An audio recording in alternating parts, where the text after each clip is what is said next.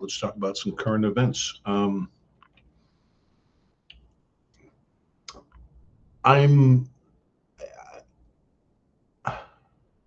I have some extra time on my hands. Let's put it that way. um, One of my longest term consulting gigs came to an end. So I've been doing a lot of research and reading and watching the last couple of days. And I named this live session. It's total chaos out there, and that can't be more true because the chaos is intentional.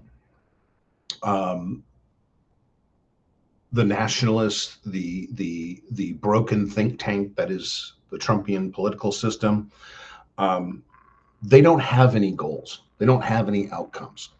Hell, they don't even have any real ideas. They're just recycling ideas they get from the Jim Crow era of America or Oban's authoritarian Hungary or some other shit show around the world. Um, so I was watching a few of uh, this morning I did a lot of reading of the blogs from people who are more center right, like the Rick Wilsons and Jennifer Rubins. This afternoon I was watching and reading more stuff from the left, trying to get both sides. I'm a nonpartisan independent. I'm not even the mainstream politically. My idea of liberal versus illiberal should be the discussion. Because if you want to talk liberal, I want to talk about the difference between liberal and illiberal. I don't want to talk about Democrats and Republicans. Because living in an illiberal society, and liberal versus illiberal in a Lockean sense, living in a liberal society is probably in my mind, the worst thing we could pass down to our children. America's never been perfect. It's far from perfect. But as I've stated before, it's definitely something that's worth fighting for. It's something worth fixing. But given the chaos, the price of fixing things is going to be enormous. Like, I didn't realize how much they had maimed the Department of Justice. And I mean maimed. There's more than 2,000 attorneys that no longer work for the DOJ. The DOJ has dropped over 20,000 cases. Okay, they're all rule of law, right? They're all rule of law. But they fired thousands of federal attorneys and they dropped tens of thousands of cases. How does that equate to rule of law? I guess they think rule of law means talking shit on Fox News because they're really good at talking shit on Fox News or Newsmax or somewhere else. Benny Johnson's podcast. But telling us what their actual goals, outcomes, and what the hell's going on, they're not very good at that. They're not very good at governing.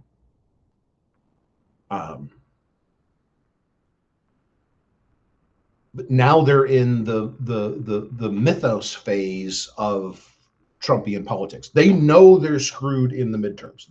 Every poll I've looked at, including Rasmussen, which is definitely a conservative polling outlet. Okay. Even Rasmussen shows they have no hope in hell of holding on to the House. The MAGA Republicans. I hate even to call them Republicans because they're just Republicans as a label. That this is what they're doing doesn't make any fucking sense. It's like watching liberals in the Democratic Party suddenly to claim that they're all East Germans. What? That also would not compute. Wouldn't make any sense. I think with the Voting Rights Act decision, the fervor they're addressing every question with, and every mythology with, I hope Americans understand what's at risk. And how you're being sold ideologies by both fringes, one far worse on the Trumpian right, for sure. But you're being sold a set of ideas from both fringes, that don't actually solve anybody's problems.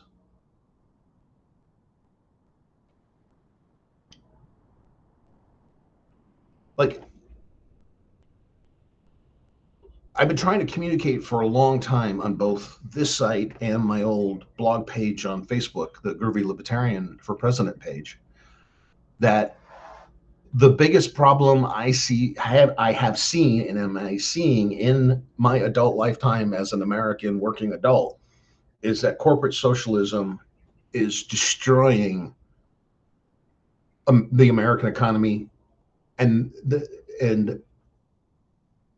everything that happens under corporate socialism, they will take it out of your and I's ass. Not they will not touch. They will not touch anything that's owned by the oligarchic wealth holding families. That was proven in the bank bailouts. Remember bank bailouts, and then they took 12 years to give you interest on your savings again. Okay, they carved that entire bailout out of the American middle class's ass.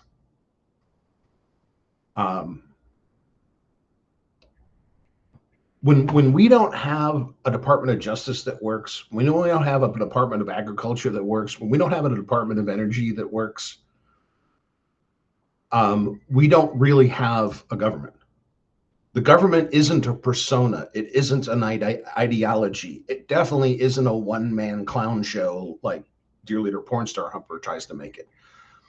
What government is, what governance is a set of institutions that are functional. And if the government isn't run by functional organizations, then you've literally got nothing. Okay? Like, take the Iran war. Okay? Every piece of soft power America had in its quiver, Trump and Project 2025 and Ross Vought destroyed all that. Okay? And that was intentional. Get rid of any soft power organization, whether it be the Institute of Peace, whether it be U.S. aid, whatever. They want people around the world hating America. Why? Because that gives them the opening to do shit like start the Iran war. And this is no holy battle like Pete Hegseth is trying to make this out, like he's been tasked by God to go fight the Iranians. The Iranian people are pretty religious. They don't even believe that on their side. So him saying it is like insane. Like mental problems are running amok in his head if he thinks he's doing God's work in the Iran war. The deconstruction is so bad and the chaos is so bad. I'm now worried about how we pull out of this nosedive. Use a little scientific analogy. Did anybody watch The Expanse, the really cool sci-fi show on Prime Video? One of the best sci-fi shows in the modern age, because they actually used real physics. They had to use some quirky, MacGuffin things like the energy juice they shoot up so they can survive serious G-force changes. But when they start to accelerate, it hurts because of Einstein's elevator. Okay, you don't have to be on Earth to experience Earth-like gravity. You just have to be accelerating at about 9 meters per second. Well, after 9 meters a second, every multiple, that's what we call an additional G-force. Well, after a few G-forces, it fucking hurts, especially if you're not trained for it.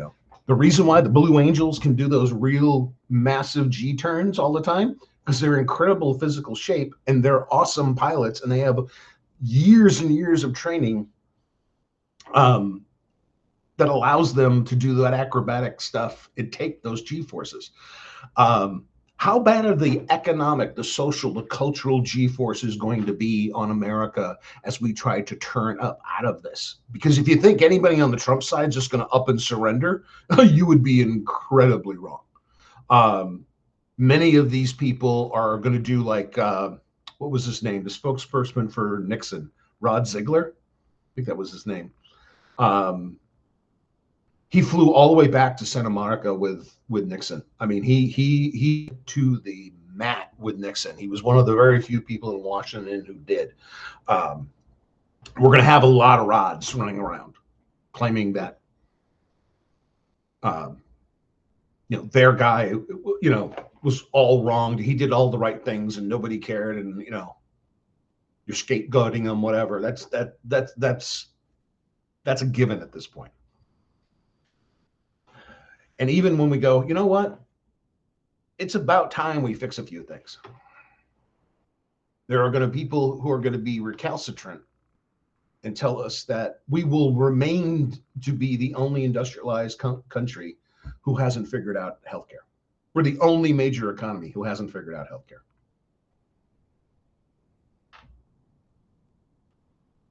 Okay. And the funny thing about healthcare is, like, I see people in the center right, all the way over to the leftist space.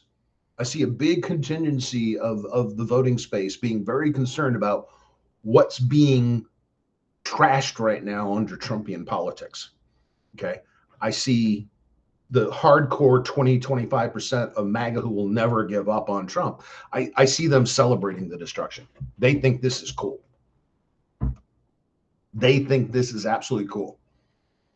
But they don't want to know any of the details. Like, they love the military. They love the Navy bombing the Middle East. Yet they don't know that America has forgotten how to build a warship. And we're totally behind. And floating all these ships after their duty cycle and sending them on a double run, some of them a triple run, into the Middle East. All that shit's going to end up stockpiling and becoming a loggerhead at the shipyards back in America. We will not be able to build and repair the ships fast enough. And we're going to have critical logistics problems in the militaries for years and years and years to come. Okay. They're creating the chaos. They're not managing any of the risk. And that's the worst part of leadership. Like, one of my startup CEOs I really liked. Every other Friday we had a little sit down, office manager go get bagels and snacks, fruit and stuff, so we could all sit down for a big long cycle meeting. Our scrums ran 2 weeks, so at the end of the second week, that was our sit down and the scrum cycle, our project cycle, and then get an update from the CEO and the CTO. And our CEO was great. Every other Friday, he said, "This is how much money we got. This is our burn rate. This is how much time we got left. If we don't sell, we don't build, we don't be successful, we're out of business on this date." Okay, now I know the parameters of the game. Now I can address it. Okay. CTO's briefing was, what did the customer not like? Well, if the customer didn't like it, I got to fix it. Okay. Or I got to work with my coworkers. And we got to come up with a new idea, maybe build something entirely different. We're not getting that runway of information. Now, we're getting a lot of noise. We're getting a lot of disinformation. We're getting a lot of political and social mythologies, but we're not getting a picture of how we're doing as a country and as a government. That is just being concealed by a morass of ridiculous to hatred-filled nonsense. So how do we pull out of this, and how do we not damage ourselves? That's becoming like a real critical thing. Like, watching us have so many major commercial airline accidents and freight carrier accidents in the air. And what is our Department of Transportation guy doing? He's doing a 7-month-long reality TV show while still being a cabinet secretary. Did you guys read about that? He's going to take a 7-month tour of America, a road trip with his family to film a reality TV show.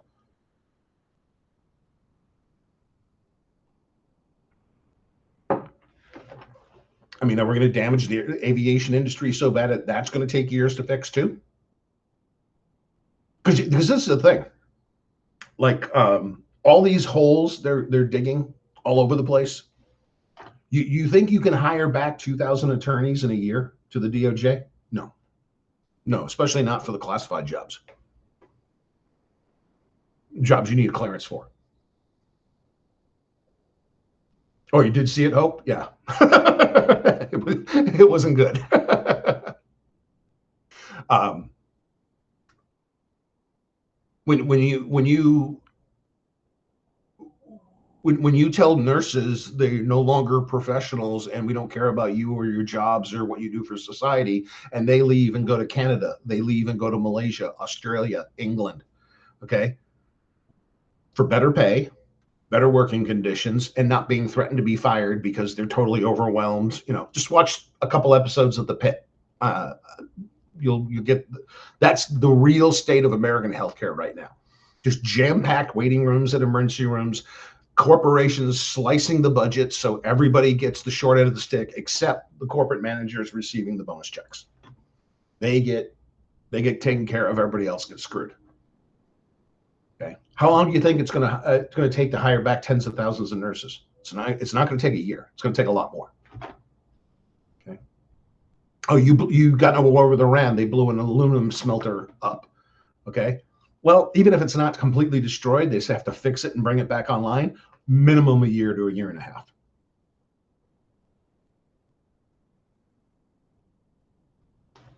Okay. And the knowledge gap they're creating in several vectors is starting to really, this is the chaos that's really making me nervous. And there's two big gaps here we are manually creating. One is the military and senior government progression. You just don't throw somebody because they had a cool old MOS in the Navy or the Army, and you just don't throw them into a major high-level government position because their job title in the Army sounded cool.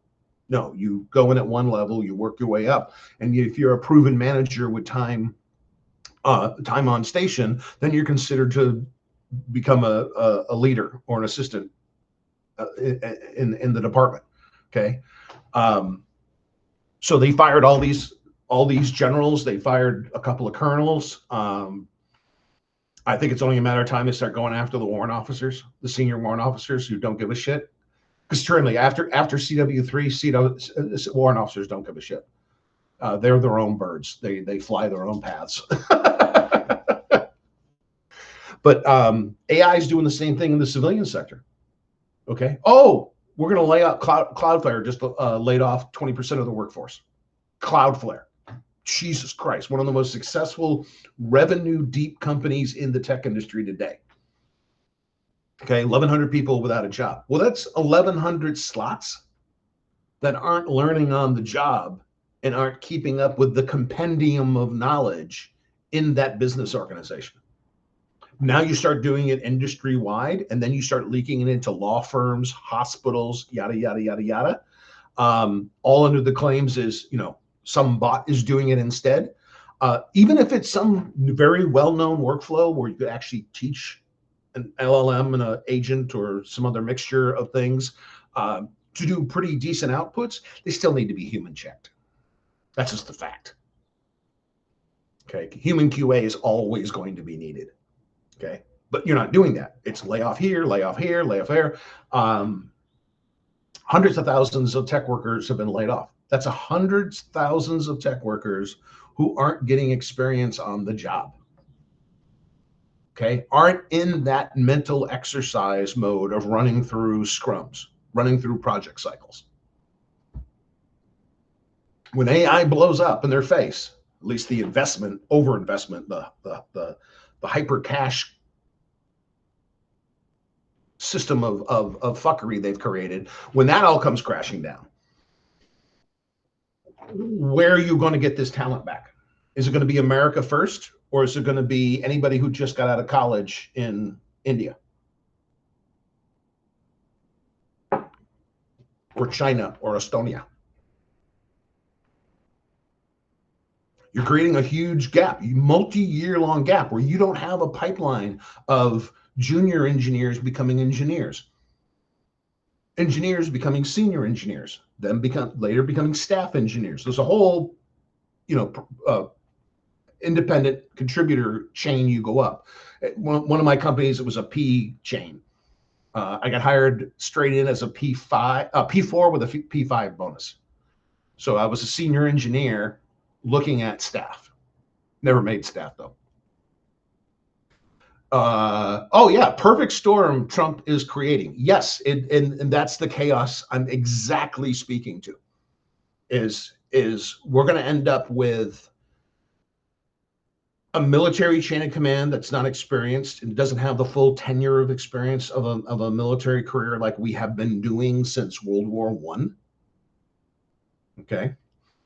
We're losing the entire bottom chain of nursing, student nurses, learning vocational nurses, RNs. But after RN, there's a whole other family of things. You get to be a senior RN triage nurse. You get to go back to school and get your PhD, become a nurse practitioner, who are very, very, very specialized healthcare professionals. I had to explain to a friend of mine, he's going through cancer treatment, and he got assigned a nurse practitioner, and he thought he got demoted by the hospital. I go, no, you don't understand what the NP does. The NP is like your coordinator of all these services, because you're not just seeing one doctor. And he's going, no, I see like 3 doctors and 2 techs and yeah, that nurse practitioner is putting that all together to make sure that you're getting safe, reliable treatment program at the hospital. So you take the nursing chain and you break that a little bit. Okay.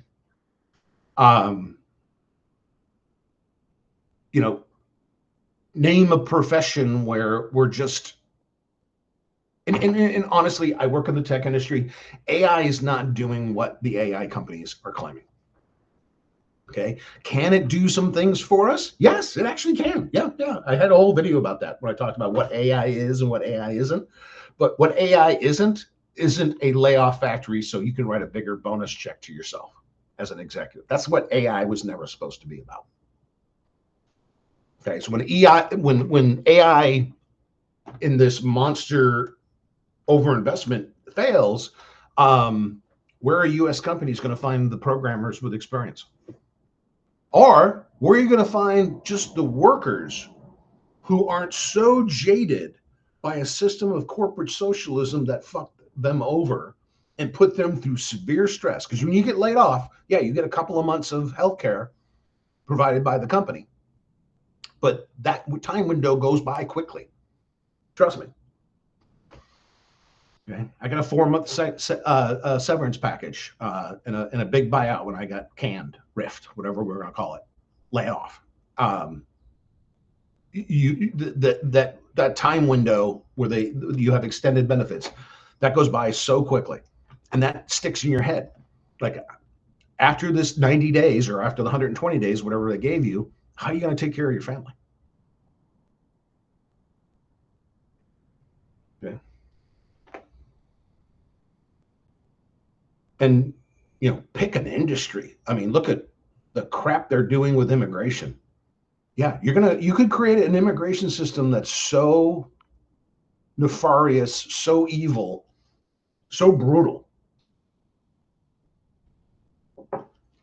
People will literally stop coming to work. Now, I think once you get new leadership in, and this is the silver lining on an otherwise very, very dark cloud, we are such a large economy, and we are such a large economy over the next economy. Okay, we are number 1 by far. Okay, China is nowhere close to us. Okay, and we have something called institutions. China has a one-man cult of personality in Xi and corruption at every single level underneath him. Okay, if businesses have a choice, where do you think they're going to be? Be in China where they get their IP ripped off, where some local bureaucrat can shake them down or just shut their business down for any reason they can think up? Or they come to America where we actually have a court system, where we actually have regulations you can look up.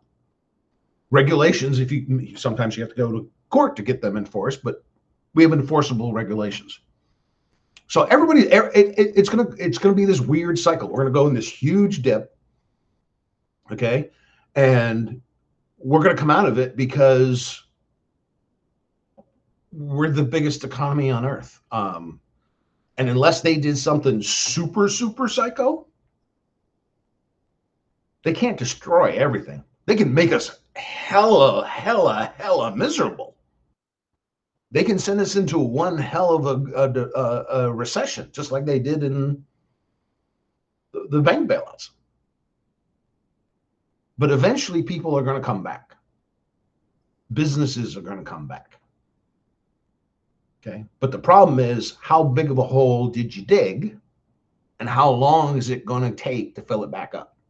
Because I think some of these avenues, you're looking at a road that's going to take 20, 25 years or more to fix. One of those things is the bourbon industry and the liquor industry in America.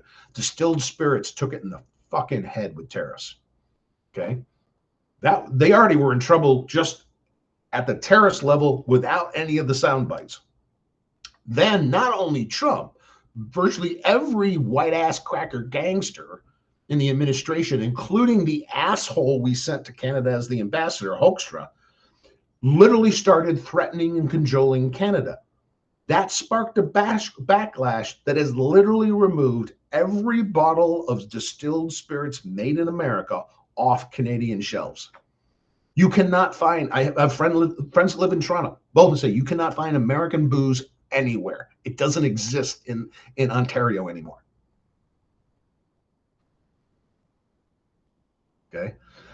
So, yeah, you thought you were going to get into, distilling as a small bottler or whatever. No, there's such a glut of booze on planet Earth right now. Nobody's getting in the market, and distiller after distiller, brewery after brewery, winery after vineyard are all going under. Partly because of the tariffs, partly because of the bad attitude that reflects on our American-made products.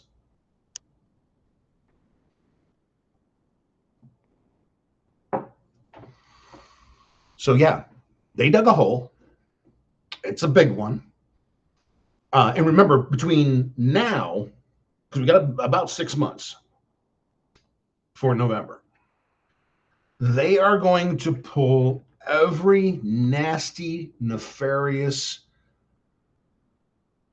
unconstitutional, untoward, hateful piece of rhetoric, mechanism, or method they can find, and they're going to try to ram it down the country's throat. Okay. If he's threatened to do something, dear little porn star Humper, if he's threatened to do something in the past, he will do that in the next 6 months. No matter how weird, how fucked up, how the courts are going to go ballistic, how it's going to fuck him even harder in the midterms, and he's already going to get fucked. He doesn't care. He doesn't have a political philosophy. He has an identity, a persona, and a brand. He has no morals. He has no ethics. He has no acumen. He has no philosophy. He has no ideology beyond himself.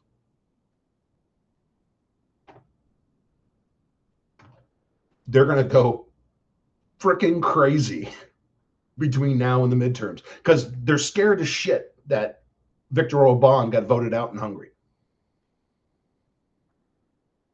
That sent shockwaves through Trumpville. They know how bad that is for them and how much of a seismic shift it is for Europe. Like, he will do things that purposely harm the United States, and he'll spin it like he's saving America. For instance, he just announced he's going to move much more than 5,000 troops. Now, the actual levels, we move units in and out of Europe every once in a while. 5,000 in Europe is a big number, but don't get like hysterical. Oh, 5,000 people. There's like 22,000 people there right now. Combatant ready service members. Okay. The problem isn't the number 5,000 or 6,000 or 7,000, whatever number he decides on as a hissy fit later. That's not the point.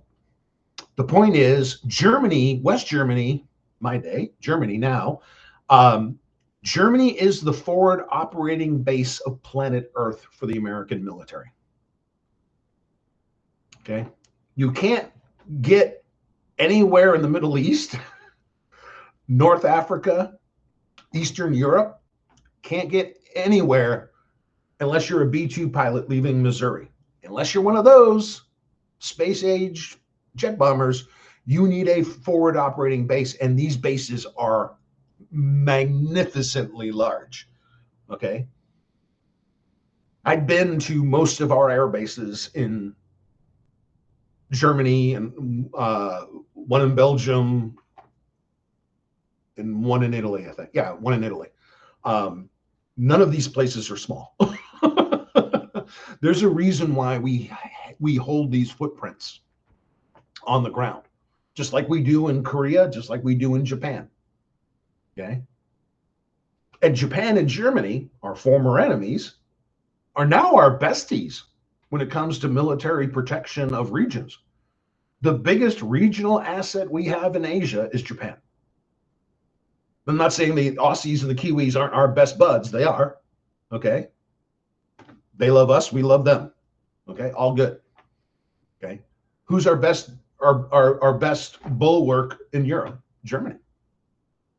And it's also bolstered. Both sides are bolstered. Japan has got one hell of an air force, and it's got a large navy, and they know how to use it. Unlike China, Germany has got the Bundeswehr, including heavy armor, and lots of it. Lots and lots of it. Okay. These are all important things to America's outward-looking foreign policy. If we have to do something, we have to do something via Germany or Japan in most cases. Okay. But I can see him going, oh, I'll get rid of, everybody that. Would you think Israel would be one of our best friends? I don't think so anymore. Israel was one of our best strategic partnerships, especially in the intelligence area. Still, our besties in intelligence are the Italians. For some reason, the Italians know what's going on in Africa a hell of a lot more than what we know, and they also Israel is that eyes and ears in the Middle East. Is Israel our BFF today? No. Bibi abused that relationship. Trump fell into a trap going into Iran. Iran is lost. I'll put that right up there. Iran is lost. We are never winning the Iran war because there is no solution they could or method that they could employ. There's no amount of assets they could deploy into the region that would allow them to win what could any reasonable observer say is a successful conflict. And again, something I've told you dozens of times, we haven't had a successful conflict since the Treaty of San Francisco in 1951, the treaty that officially ended World War II. Okay, we haven't won a war since 1951. Okay, are we going to win the Iranian war? No, we are not. No, we are not. You know how I know this?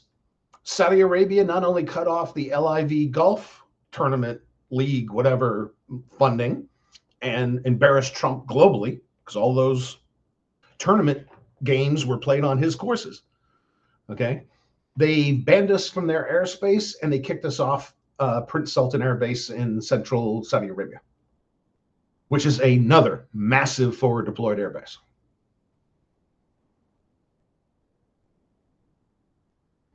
Okay. So I know we ain't winning. And all the stupid people on the internet who claim that all you need is just a few more Marine units and Iran will surrender to us, they have no fucking idea what they're talking about. Our weapons are 500-pound glided bombs. Iran's weapon is the global economy. Who's going to win? Should I hum the Jeopardy theme music? Nee, nee, nee, nee, nee, nee, nee. So yeah, Israel, I think Israel is out for a generation as a reliable partner. We'll still work with them because we have to. Bibi may be bad. The clown show in Syria is worse. So, there's no easy answers there, but yeah, I think it for a generation. If the Likud stay the party in power in Israel, because Likud is just MAGA Israel, or whatever Orban's party was in Hungary. It's an authoritarian, militaristic shit show, which I don't even think Israel has any other plans other than what they call mowing the lawn. They're just blowing shit up. The outcome of this is when they get done killing people, they'll stop. There's no negotiation here. Like this whole ceasefire, the whole we're digging in Iran is getting worse because the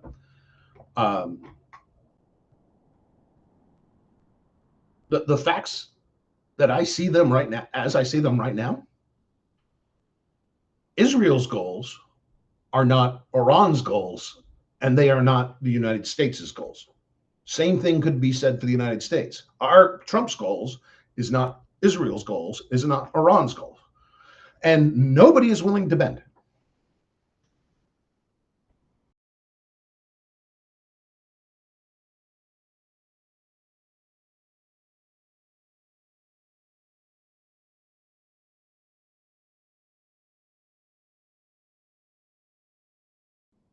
Number being floated as farms are going under, as people are getting laid off, as gasoline is $6.50 a gallon. I think it was $6.69 last week here. Yeah, this is not a marketable war. You can't PR spin Iran. And they did at the beginning. I even had a friend do it to me, and I'm still pissed about it. Oh, there's a magical door to Narnia in Tehran. If we open up the door, we find the Catholic King Lion, and we all live in paradise in a utopia. Oh, God, grow up.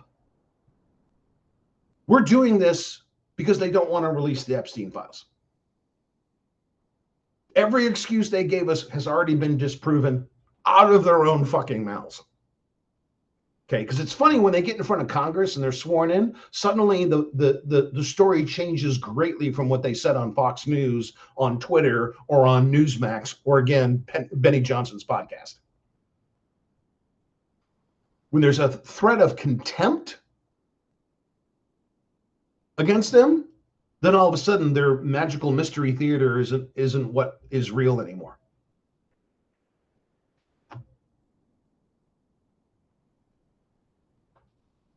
Like taking another hole they're digging, the research hole they dug in the university system across the board. It's not just the medical research.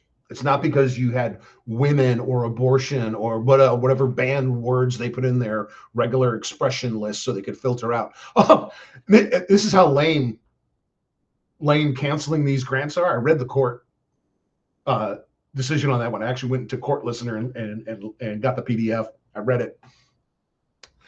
The Solicitor General's Office of the United States claimed the government cannot be held responsible for unlawfully disassembling these organizations and illegally firing their staffs because they were only following the advice of ChatGPT. It wasn't them.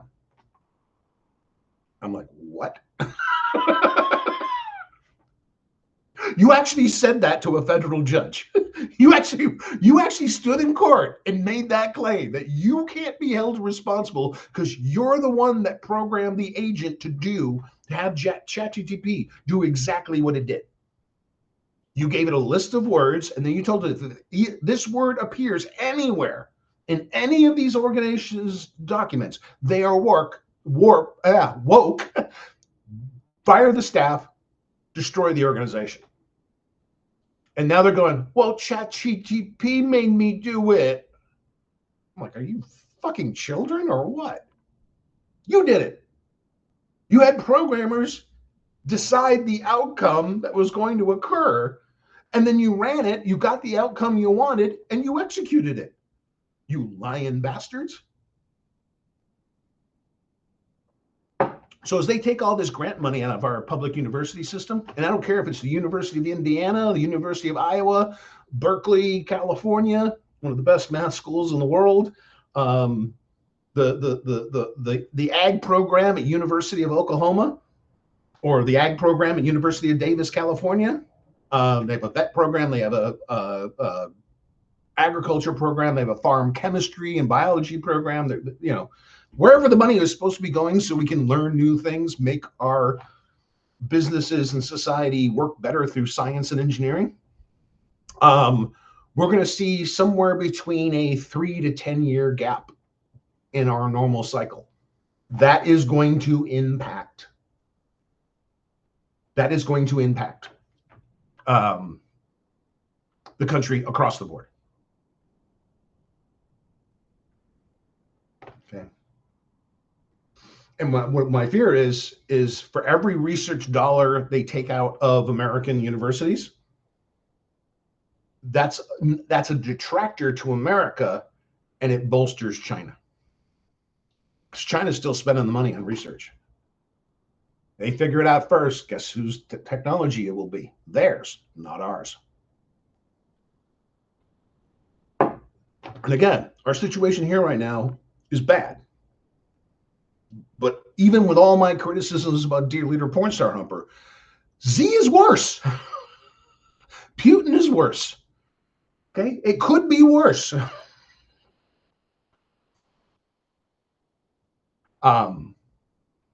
You know, the gas prices. You know, they're redestroying car sales. COVID fucked up car sales. The mortgage crisis fucked up car sales. Some of the own faults and misdeeds of some of the car manufacturers harmed car sales. Well, now, you know, depending where you live, anywhere from $4.50 to $6.69 a gallon gasoline. The dealers can't sell a gasoline-powered car right now. And they can't keep the EVs, the electric vehicles with the batteries, they can't keep them on the lots. So Trump started a war in Iran over oil after he robbed Venezuela of oil, and I guess some gold too now, some people are saying. And he hates anything but oil and coal. Doesn't want solar or wind, doesn't want electrification of America, yet because of the costs his policies are creating, his bad policies are creating, he is forcing people who otherwise won't be able to drive to work because they can't afford the damn gasoline. And if they're already like my house, I've already got a solar array. Okay. Tell the car to charge it at peak. Yes, he took away all the car chargers from the government buildings. That's how much he hates electrification.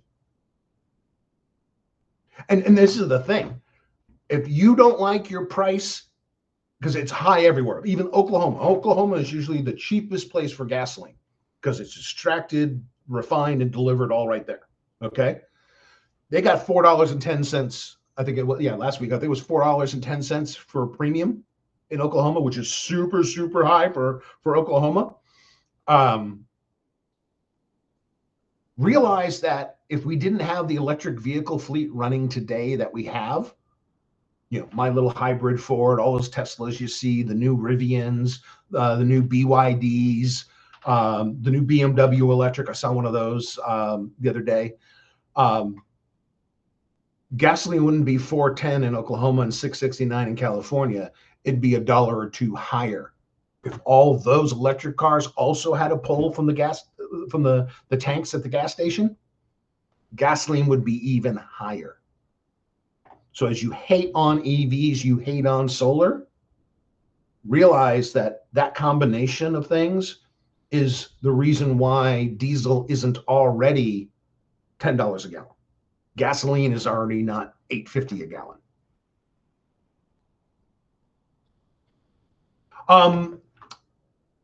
The comment is, I have been seeing solar on homes in red and blue states. Yes, I've driven across the country several times in the last couple of years, driving from the Bay Area California to Indiana, because that's when my son was going to graduate school. I've seen them in every state. I've seen windmills in every state of all sizes, from little, 3 to 5 watt little ranch wind to big, GE things like you see in Hawaii, the big turbines, or the big ones you see in Altamont Pass, outside of Livermore. The thing is, once the price of electricity or the offset of gasoline to electricity becomes a factor in a home budget, you're going to go solar. Okay. The perfect example of this, when I was in Wailea, in Maui, Hawaii, I started looking around. Where my wife and I drove out to the Buddhist temple, because it's a nice, beautiful place. It's right on the edge of the island. Just a super quiet place to go hang out and just be chill. And I struck up a conversation with a couple of people there, and they're like, "Oh yeah, solar panels, they're apolitical here." I go, "Why is that?" He goes, "Before we started putting the solar panels and the windmills in, our electricity started at 28 cents a kilowatt hour. That was 20 years ago." Yeah.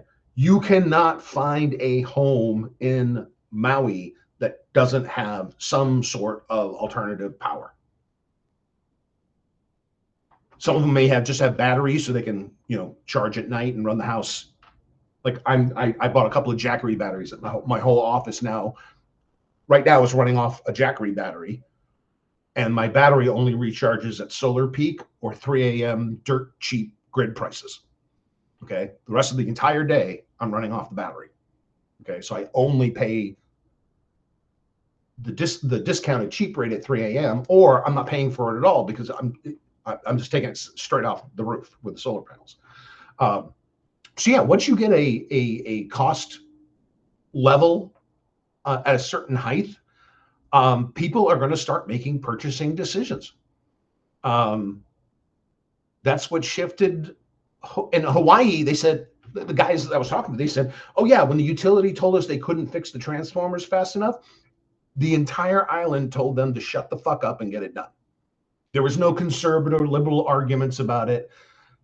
There wasn't these false mythologies that, windmills cause cancer. If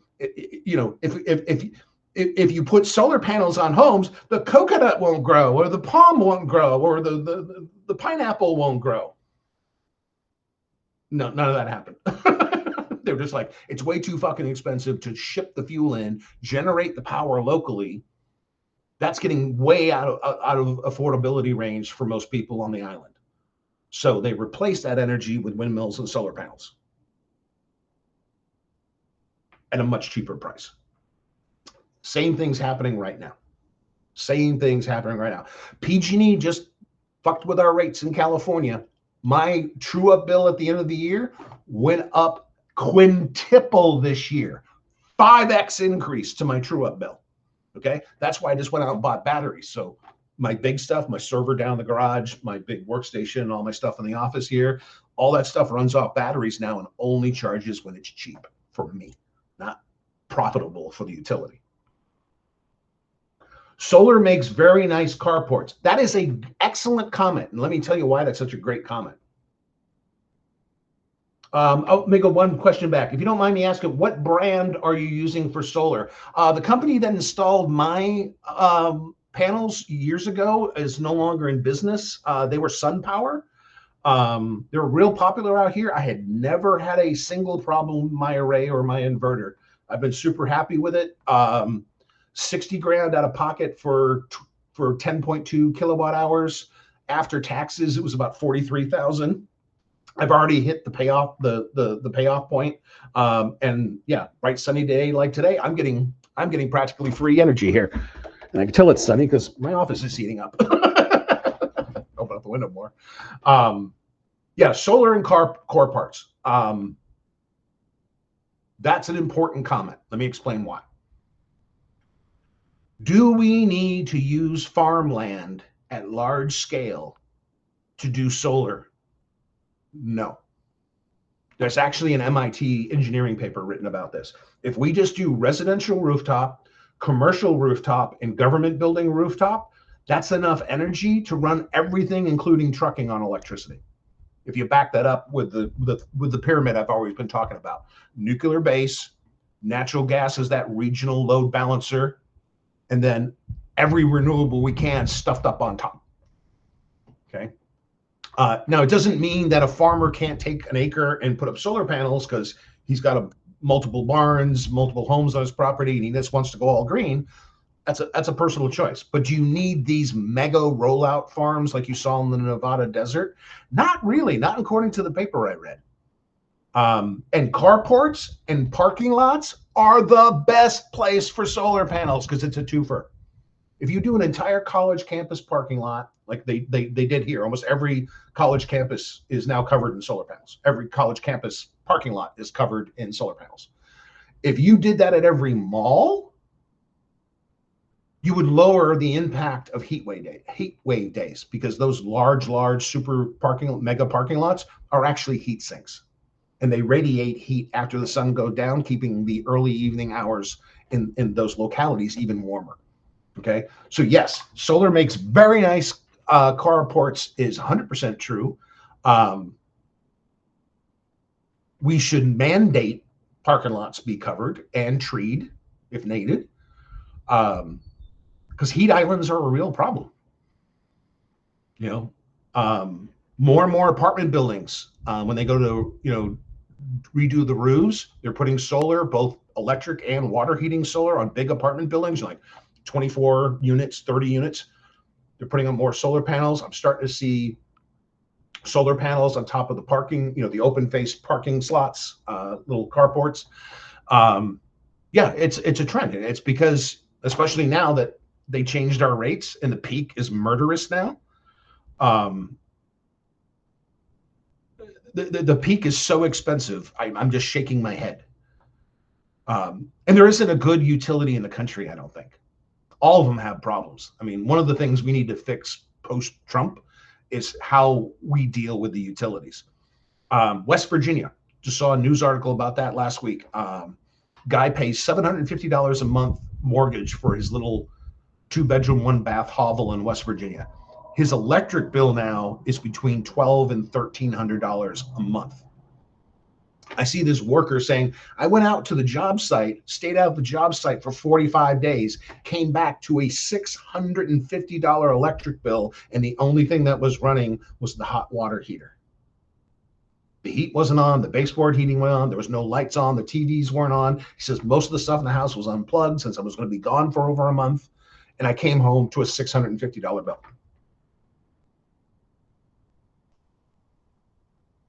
I mean, the squeeze they're putting, that's part of the chaos, is the squeeze they're putting on the middle class, because everything is going out of control as far as pricing. And then the real danger we face, and it's a real danger, you're going to change consumer behavior and they're going to do things you never expected them to do. Sort of like GameStop, but not like that at all. More like my great aunt Pearl stuffing the $4,000 in the mattress in 1977, removing her from her old apartment to her elderly assisted apartment, and we flip open the mattress. $4,000 in the mattress. This is $4,000 in 1977. Worth a lot more today. We're like, Aunt Pearl, why do you have this money? I still don't trust the banks. Aunt Pearl, that was 50 years ago. She goes, yeah, I know. And she said, yeah, it happened 3 days after my birthday. I'm like, oh, okay, it's baked into your memory, isn't it? So they're gonna change consumer behaviors. And that's gonna add to the chaos. Like, I don't see like any even like fake hand waving. We're going to try to settle things down a little bit. We're going to cool the temperature down in America a little bit. Okay. I don't see any of that happen. They know they fucked up, but they're not abandoning any of their policies because their base eats it up. It's the only way you can say it. They know they fucked up with ICE. The rapid training program was just canceled. Now they have to go through a 6-month academy again. Why? Because all the videotape that's on social media and on the news shows what a bunch of untrained goon squad assholes these guys are. Okay. So there won't be any new ICE agents until next year. But it won't slow them down. The ones that are already on the street, look out. They're going to do nasty shit. And the closer we get to November, every single problem they'll be talking about will immediately be looped around and pointed right at voting fraud. Did a major business just do a layoff? That must be voter fraud. Did Texas get flooded again and we lose more kids? Oh, that must be voter fraud. Tourists stop going to Disneyland? Oh, that must be voter fraud.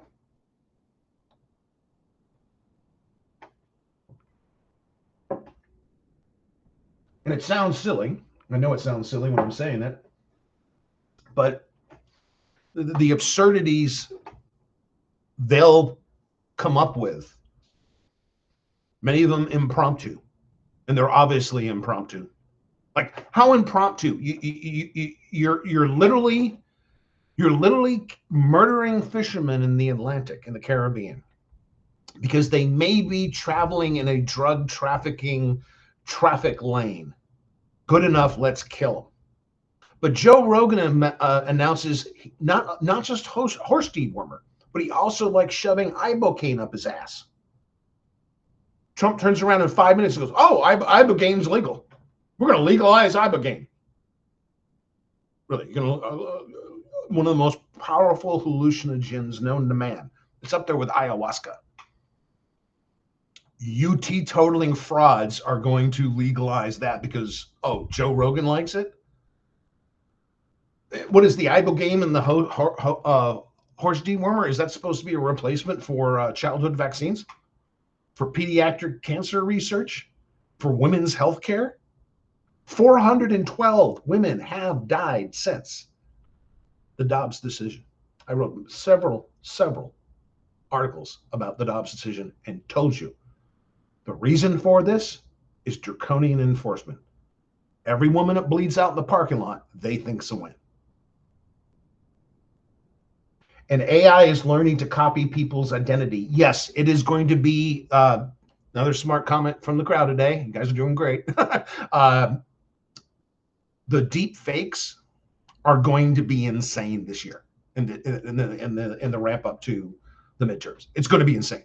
You're going to hear Hakeem Jeffries in an AI deep fake. It's not him. It's not something he's ever said. They just trained his voice, then gave a different script to the bot, and it comes out sounding just like Hakeem Jeffries. He's going to admit that voter fraud was the entire intent of the Democratic Party. They want to kill babies a year after they were born. They want to defund the military. It's going to be the worst wave of propaganda and disinformation this country has ever seen. It's going to make McCarthy's scheme, the Red Scare. It's going to make McCarthy's scheme look timid compared to what's about to happen. And the ground zero for it will be Twitter.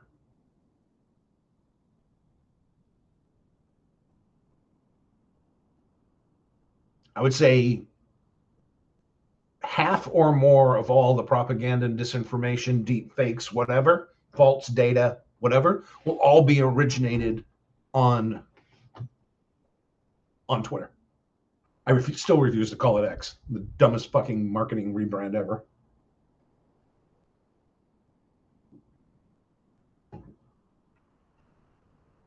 You know, it would have made more sense if it than it called it KKK, for Christ's sakes. But yeah, their AI identity to get into our bank accounts. I'm waiting for that hack. I don't think it's a high probability one, but I'm waiting for the hack that defeats someone's facial recognition and not by showing a photograph or whatever, like, because you can't use a photo. You used to be able to use a photograph of yourself and it would unlock the phones. It doesn't work like that anymore. It actually takes into account 3D geometries of your face now. but some software hack where it bypasses the facial recognition, knows everything about you. Because yeah, I can buy anybody in this room. I can go up to a data broker site right now with a credit card and buy your entire credit history. Okay. So yeah, identity theft and propaganda are going to be two of the big problems going forward. And that's why I make it a point. If I'm generating something, like if you look at my Blue Sky account, there's a lot of generative art up there. If it looks photorealistic, I will label it as a render. My intent is not to deceive anybody. I talked about this during the AI videos. I just really want to see what hardware and software can do together in concert and do with the latest generation of technology. That's my interest in it. It's not to deceive anybody. I mean, my NutBallCop cartoons at Checkpoint Charlie, those are obviously not real pictures. That's why I don't label them AI, because they're like, if you think this is a real picture, you may have dissociative problems. I can't help you. But I have several renders that do look lifelike, and I intentionally mark those as AI. And I tell people when I'm speaking, hey, I'm use this as a research tool, or the data tables and stuff where I got help formatting them, I personally checked them, and I inserted them into the essay. I'm not the one that thinks AI should be banned. I just think AI needs a different perspective when it comes to real world use cases that are honest, and just the whole ethics and moral around its use. We have to get there somehow, and it ain't going to be in the next 6 months. I tell you that. Now, with your identity, you're concerned with AI learning people's identity. Some European countries have floated. I don't think anybody's passed it yet, but this is a consideration. Is they want to give you de facto copyright and trademark to your likenesses. So if anybody would attempt to copy you, you would be automatically covered in your tort claim. Because usually, if someone takes your license, your likeness, there has to be either a nefarious, like libelous reason they did it, or they did it to defraud you of the money you deserve. Because, like, if you're an actor or a model or a celebrity or something, your likeness is your revenue stream. Okay, and you're trying just to defraud them of their due revenue. So that may be an interesting thing. Is telling the AI companies is,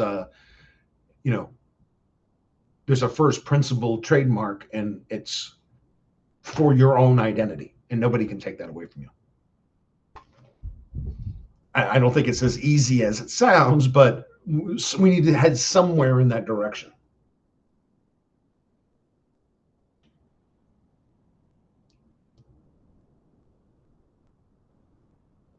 But I think that what is the chaos is going to regulate AI, because when LLMs do not work out, because they can't, I said that clearly in the other video. LLMs are not commander data from Star Trek.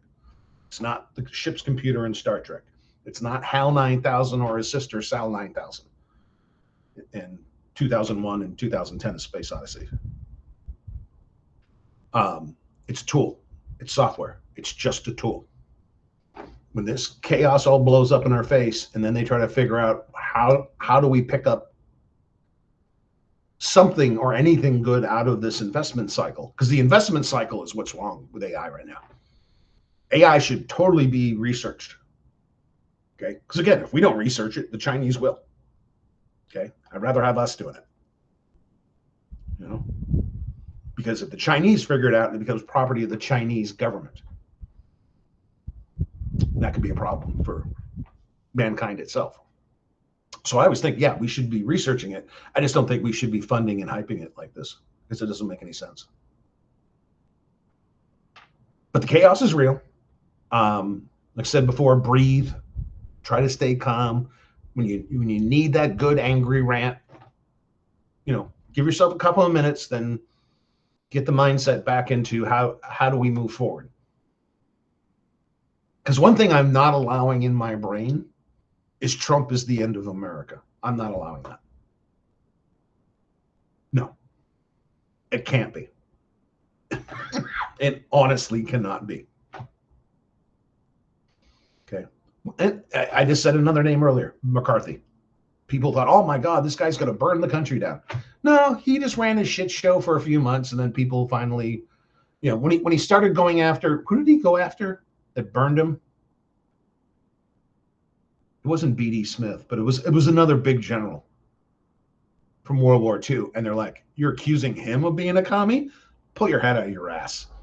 Trump is going to do something like that. Mark Wayne Mullen is going to do something like that. Okay. They're going to do something so egregious that everybody is just going to turn it off and go, or wake up and realize, oh shit, this was just political theater, angry political theater without a point.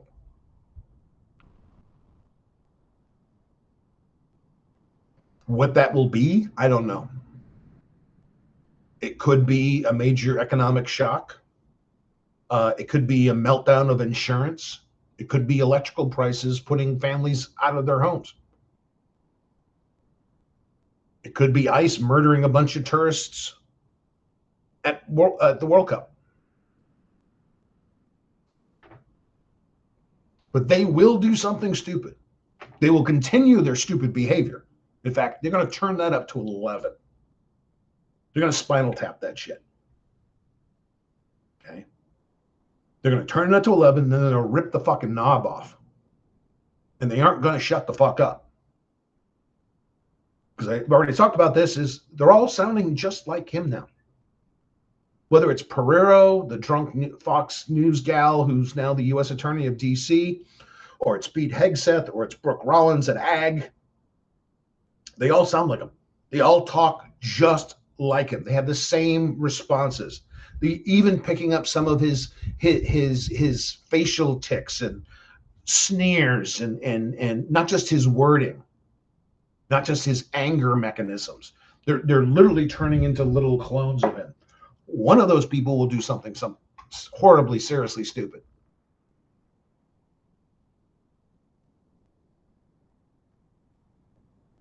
Like, and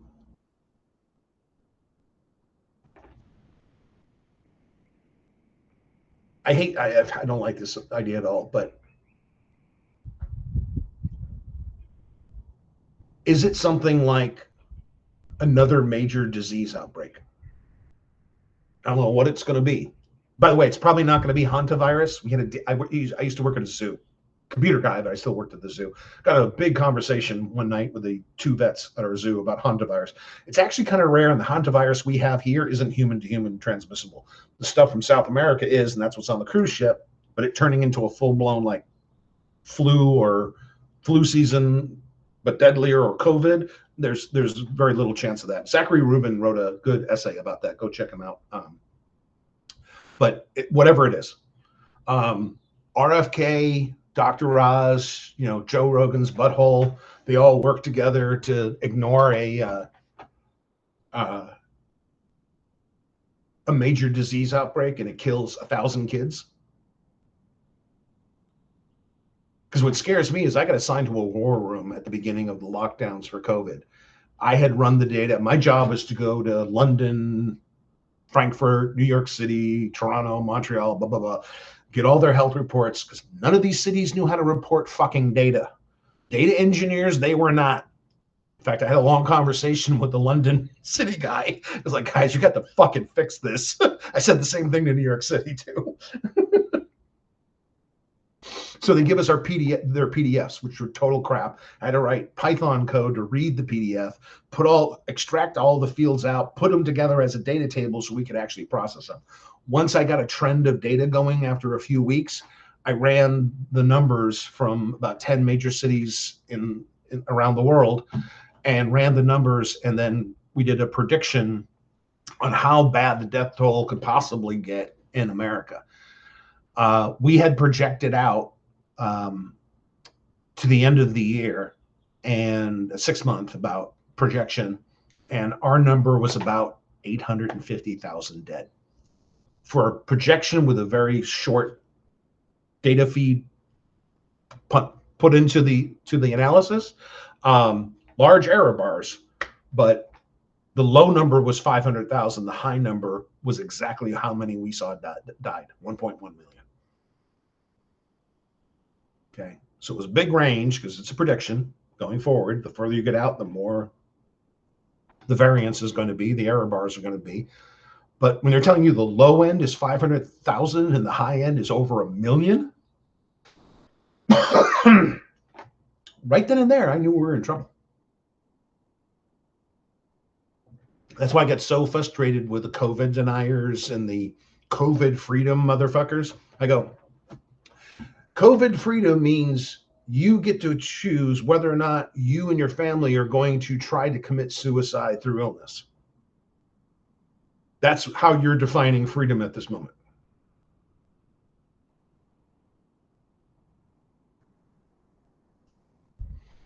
So we've already programmed the country to ignore reality at a lot of levels. There's still people who don't think that COVID was real. Okay, you have doctors who were blowing their fucking brains out because they couldn't stand the death chamber they worked in.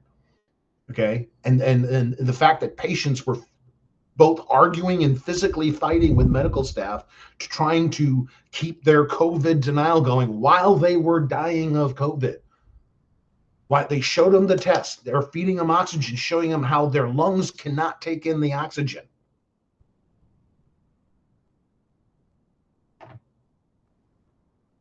What if we have another round of this? And it isn't just a bunch of poor kids or a bunch of elderly people dying, because that's, if you could afford treatment, you went to a good hospital and you had a good chance of recovery after the first couple of months. As soon as they came out with those treatment plans, and then right after that, they came out with the Pax pills and the other pill as the specific antiviral. I went on that when I got it the first time, saved my life.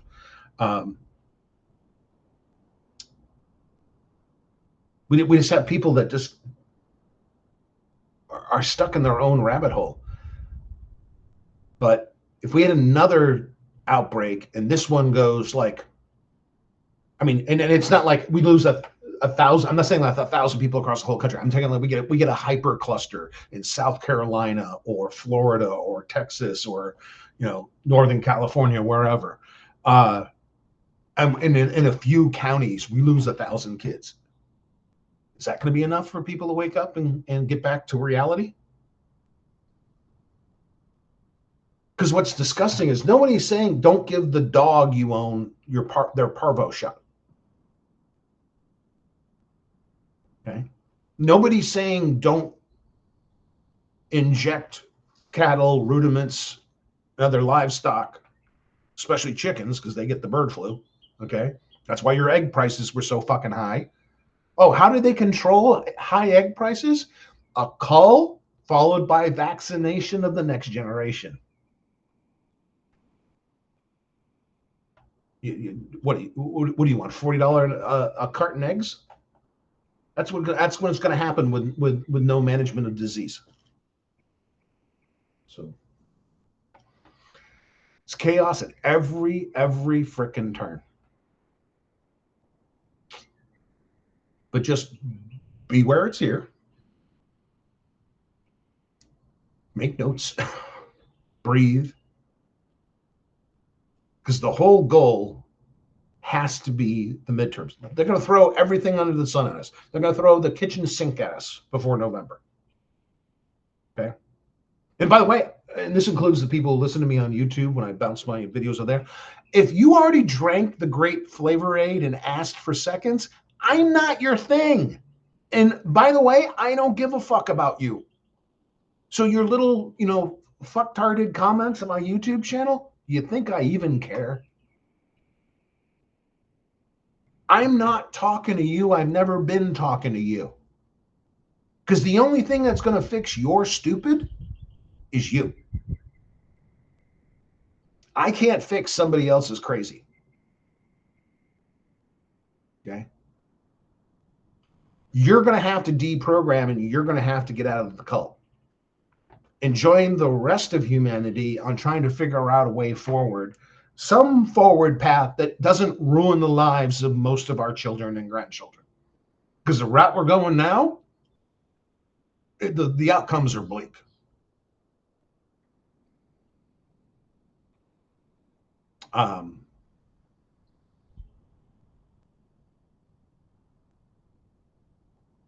And again, the reason they voted for Trump, the first time at least, the triple voters, they're just cult members. They head straight up ass. You know, they haven't seen daylight in 10 years. The first vote for Trump was a fuck you to both political parties. It was a fuck you to corporate socialism. It was a fuck you to declining wages. Okay. They tried to speak their grievances in the Tea Party, but then y'all hijacked that into a propaganda campaign, which morphed into MAGA. Okay. But where the Tea Party started was real. The Tea Party was a real thing for like 3 days. Then it got hijacked.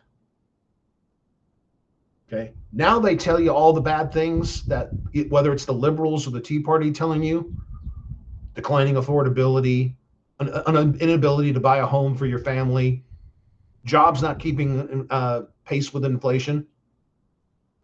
Those have been said by everybody. They've been said by independents, the Tea Party, liberals, leftists, libertarians, Greens. We've all said that. Republicans have said that. Mitt Romney just wrote a whole goddamn op-ed saying it. Okay. What do they turn that into?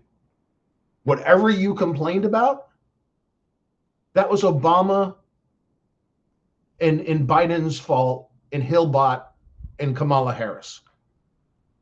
All these things were caused by that guy over there. Well, what are you going to fix? Oh, I'm going to fix everything. Well, we're now well down this road. They haven't fixed shit. This is like releasing a bull into a china shop. The bull goes apeshit, breaks everything in the store. And then you sit there standing outside the door telling somebody standing on the street, they go, I don't know how this happened. It can't be my fault. The bull did it.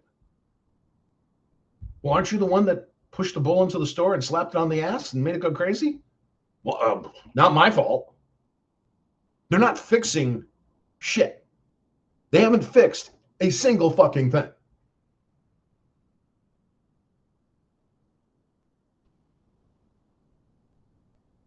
It's just a matter now of how much pain.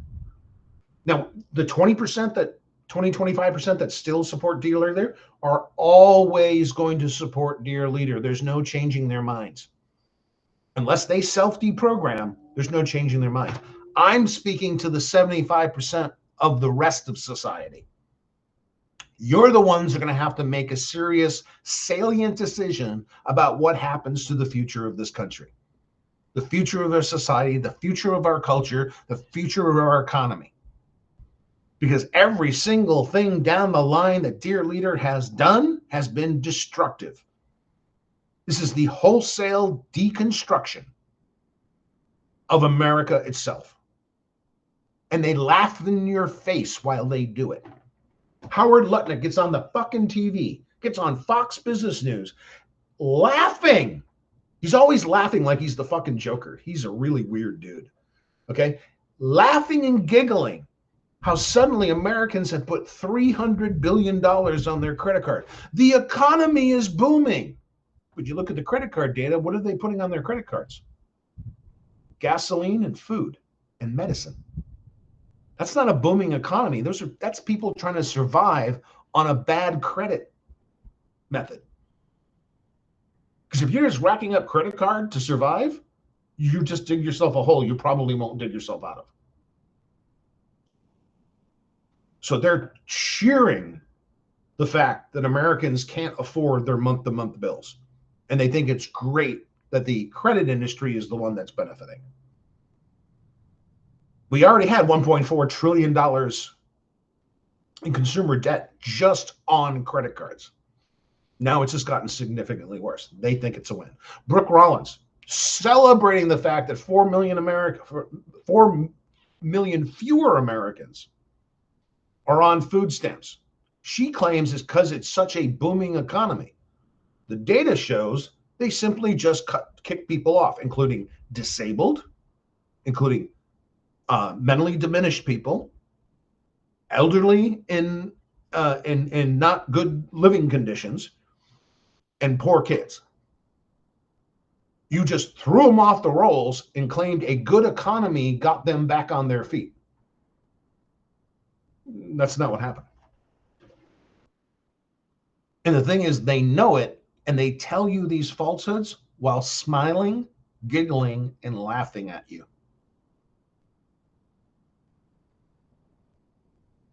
Anybody read thestreet.com? I read it for the foreclosures and bankruptcies. I'm on their mailing list. Every week, another alcohol label goes under. Another restaurant chain goes under. Another winery, vineyard goes under. Okay, we're losing a regional restaurant, by my estimation, about every 3 or 4 days this year.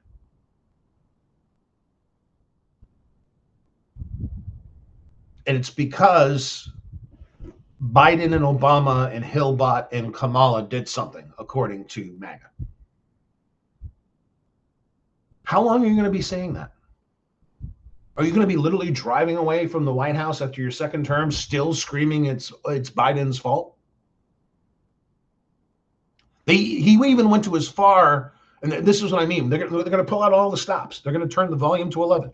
He blamed our 69 gallon of gas and our $9 a gallon diesel. He blamed it on Biden's energy policies, not the Iranian war.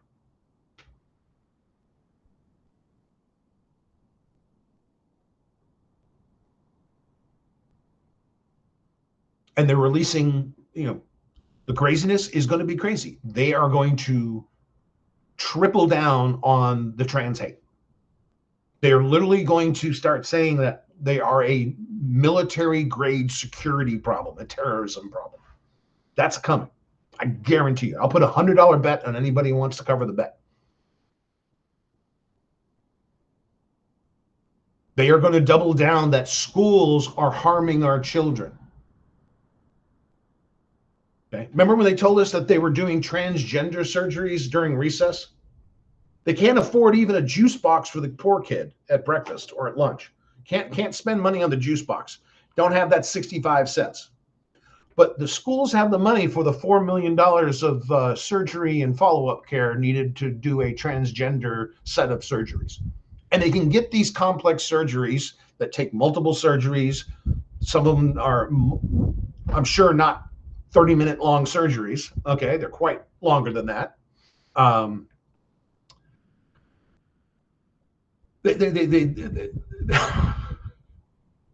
They're eating the cats and dogs, and they're turning little boys into girls during recess. That's coming back. Now, the funny thing is why you're not going to get any of the 20 to 25% that are still polling in favor of Trump, how you're never going to get these people, is because they refuse to look at anything that isn't biased opinion. They want to be told what they already think. They want self-confirmation of their own stupidity. Okay? Well, the economy in Arkansas is the best economy in that one. Then why is it ranked so fucking low? Well, the blue states are just indoctrinating children and destroying the societies. Look at the college entry rates in Massachusetts, who's number one in education, versus the entry rates to college in Sarah Huckabee's Arkansas. They're a little bit different. Look at the poverty rates between Massachusetts, number one in quality of life, or number two. I think they're number one in a bunch of stuff, number two in a couple of things. Then take poverty in Arkansas. Okay. So you're never going to change their mind because you can never get them to look at a data set.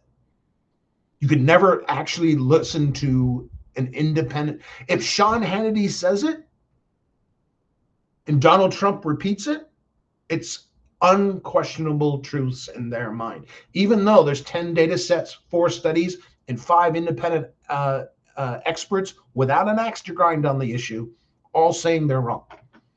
Will they ever look at the data? No. No. Are they going to be more hypocritical than they've ever been in the next 6 months? Oh, hell yes. Hell yes. Libs of TikTok, one of the worst Nazi accounts online, is bitching about an unexpected medical bill.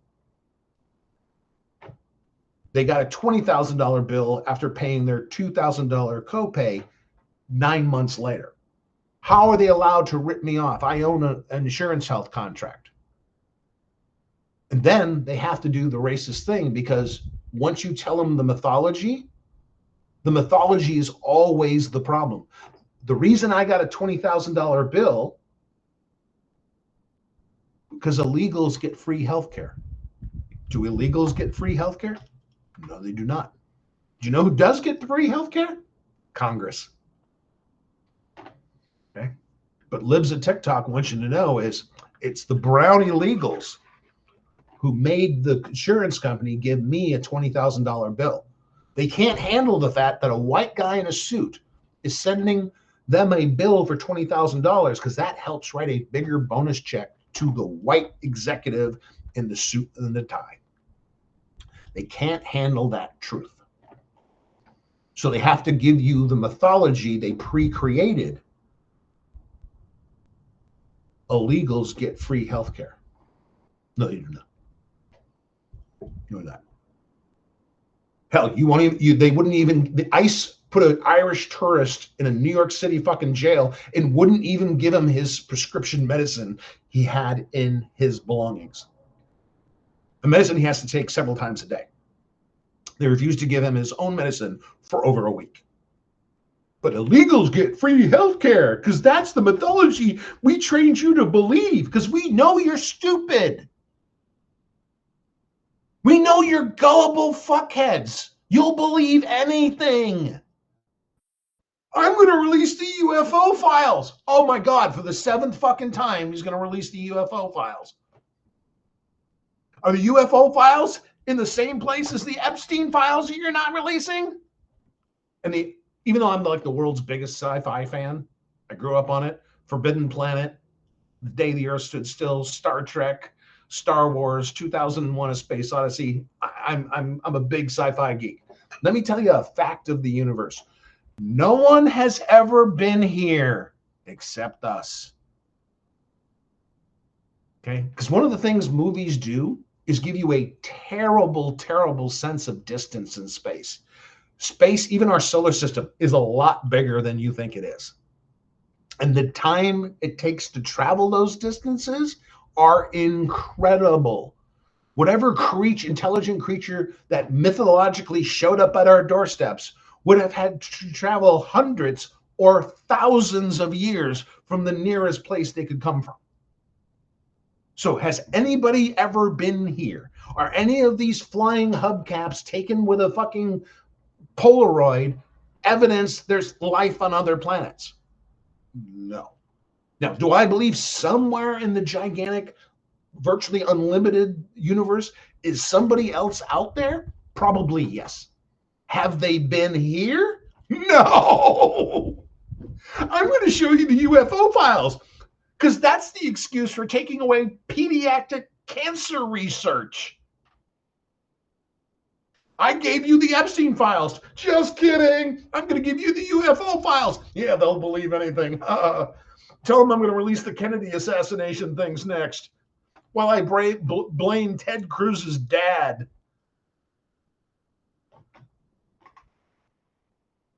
Yeah, they're going to make a mockery out of this country, a mockery of everybody's intelligence, everybody's common sense, their sense of being in this society. They're going to destroy it all in the next 6 months. At least they're going to fucking try. And I wasn't going to talk about this today, but I'll make this a quick end cap. I was watching, like I said at the beginning, I was watching a lot of the left wing this afternoon, read some conservative stuff this morning. We're definitely right of center stuff this morning. moving around the political landscape, trying to get the signals from the noise, right? And I heard this repeatedly today, is that Democrats need to run on socialism. Because we need to be socialists so we can have health care. What in the fuck are you talking about? And like Jennifer said this over at I've Had It. And I love Jennifer. I love Pumps. They're hilarious. They're angry as fuck in a funny way. Especially like I'm cooking dinner, I'll throw up a podcast with them and I'll listen to them. And I'm like, okay. Once again, we have to talk about this again. Germany has universal health care. It's not true universal. It's a two-tier system. If you're rich, you want to go to a private doctor, you can. But nobody goes uncovered. Okay. Not a socialist society. It's a market capital system. Denmark, happiest country on planet fucking Earth. Universal health care, massive social safety net, market-driven capitalist society. Australia, universal health care. Are they socialist? No, they are not. Okay. My gaming buddy, who's also an actuary in Australia, he explained one year, he goes, yeah, the way we do it was we figured out in an actuary table in January and just spend the money. We got out of that argument in the late 1960s. Haven't looked back. Nobody cares. Just pay for it, get it done. It is what it is. Okay. We have been in a corporate socialist system since 1978. The conservative revolution that flipped the House in the midterms in 78 is where this all started. Okay. We're kind of walking away from capitalism under Nixon. We abandoned it under Reagan. So how are you going to fix corporate socialism with another socialism? And then you point at Denmark and go, I want what they have. Well, that's funny. So do I. No, I have German relatives. My wife's family is German. We met in Germany. Her uncle was a software manager, a software developer, a manager in Siemens Nixdorf.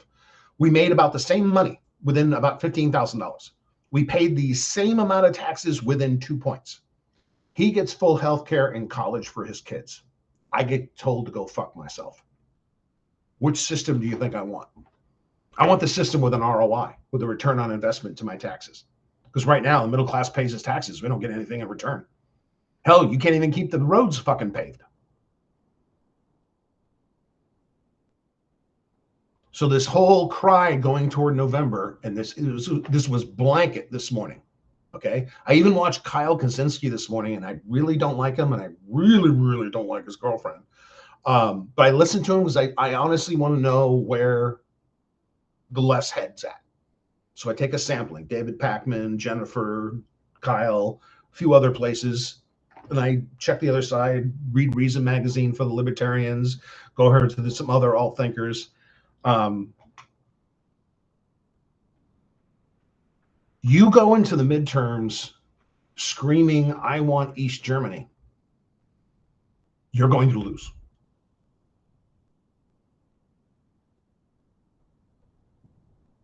Okay. You go into the midterms saying Americans deserve better. We should have education as a stalwart part of growing up in this country, because we need the skilled workers. We need doctors, nurses, engineers, scientists, architects, civil engineers. We need a plethora of different job skills. And a lot of those jobs you have to be formally trained to be good at. That's something we should just de facto have. And it should not be a mechanism where you get to become a medical doctor depending on how much money is in your parents' bank account or your grandparents' bank account. Okay. My wife's cousin is a surgeon in Germany. Okay. His college cost in medical school cost him nothing. He just had awesome grades. He's a genius on a lot of levels.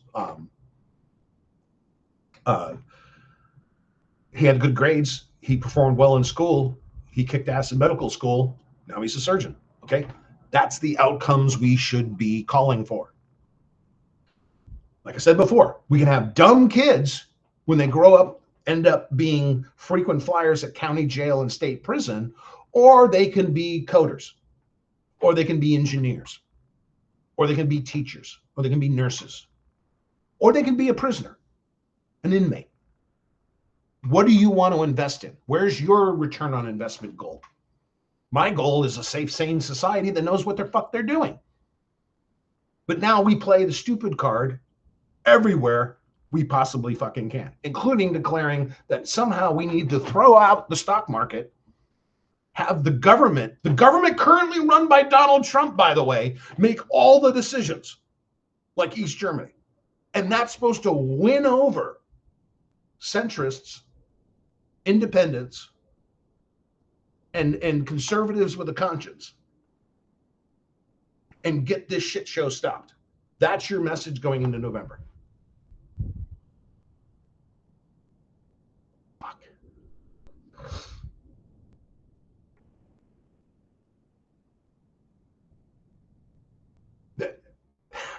The system you're asking for, we have examples of. Norway, Denmark. Hell, you can add Mexico to the list now. Mexico, as of last week, has universal healthcare. Okay. Is Mexico turning socialist? No. No. Mexico City is an international hub. Banking, finance, logistics,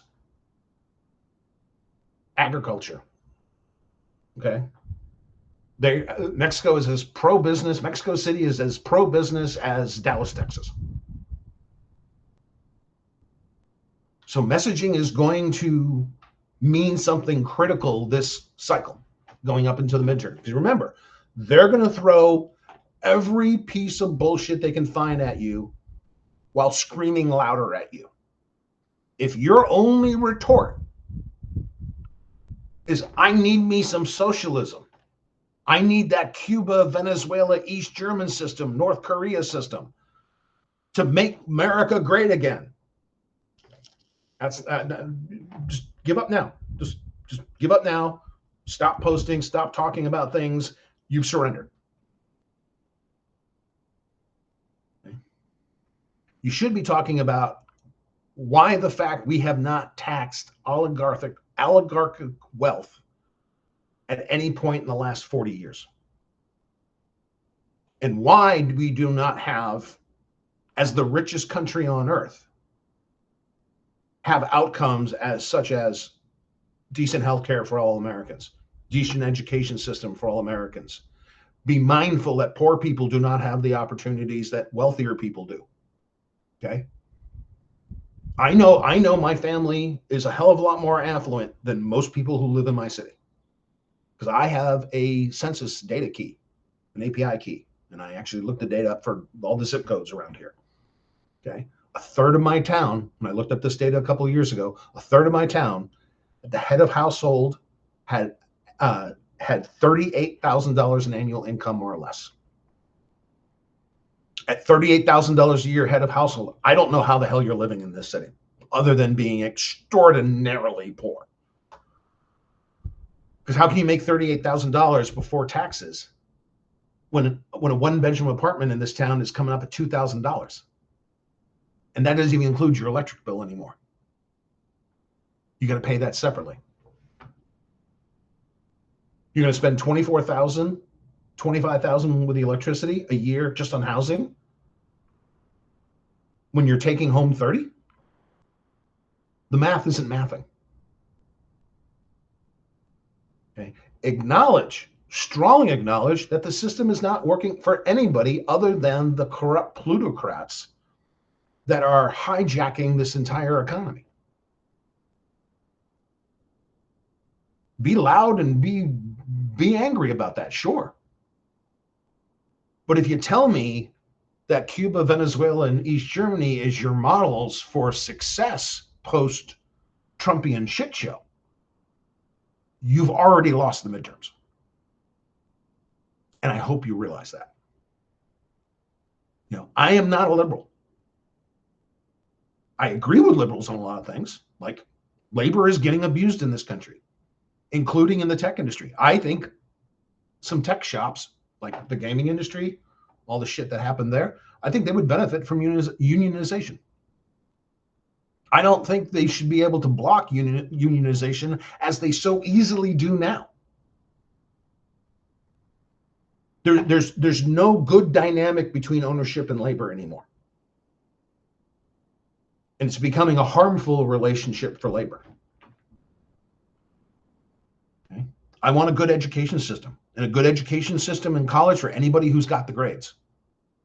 Why? Because we have a whole system to support long-term, generation after generation after generation. You don't want immigration, and you don't want immigrants taking your job, but you also don't want to train Americans for those jobs. Okay? You've painted yourself in a corner with this shit, haven't you? Okay?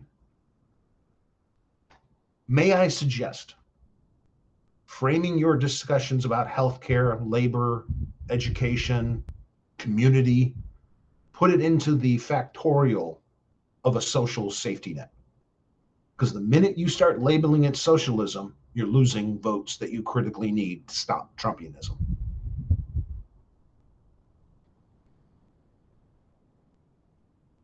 If we were to come up to a system, if somebody come up with a bill tomorrow morning and said, hey, we're scrapping student loans, we're just scrapping them, and we're converting everything back to Pell Grants. Totally support it. Totally support it. That issue got fixed. Next.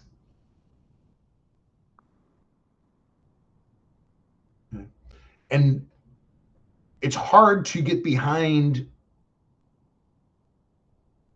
left side candidates, whether they're independent or Democratic or green or whatever, if you don't live in a functional reality and your reality is just as twisted as MAGA. Okay. The examples on earth that deliver the community services that you say you want are all market-driven capitalist societies.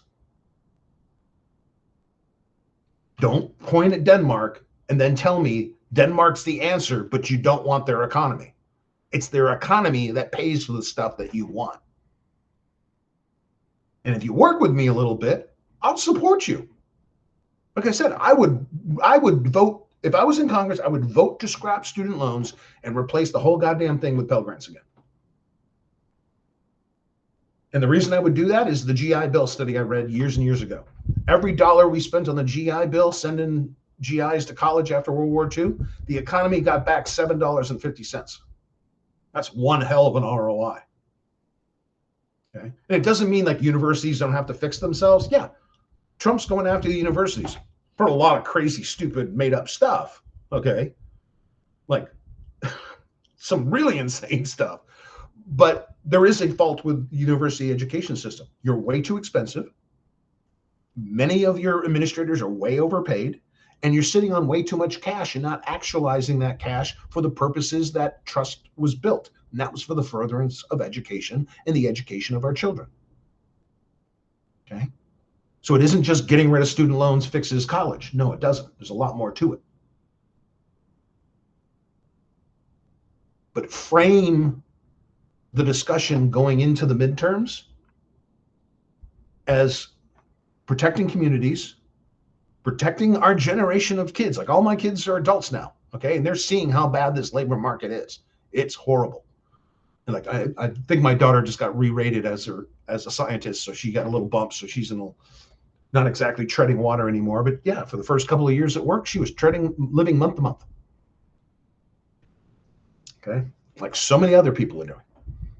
Okay, so frame it in the right context and don't use mythology to come up with something that can be unpacked and disproven in a matter of seconds. Okay. Denmark isn't a socialist country, and no, they're not eating the cats and dogs in Ohio. Okay. Two different sides, two different falsehoods. Okay. All right. Thanks you for being here tonight. Long list of people joined. I appreciate that greatly. If you have questions or want to follow up on any of the topics, put them in the comments. Thank you for all your likes and follows. Do appreciate that. Be independent, vote independent, run for local office as an independent. Okay. But whatever you do, get out there and vote. Encourage everybody in your circle, because the problem isn't people who vote for MAGA. It's the problem is really the people who don't understand the political system and they don't vote at all. If the people who didn't vote in the last couple of cycles would have got their ass off the couch and into the polling place, we wouldn't be dealing with Trumpianism. The data shows that. Okay. Until next time, please remember to breathe, but please think about it.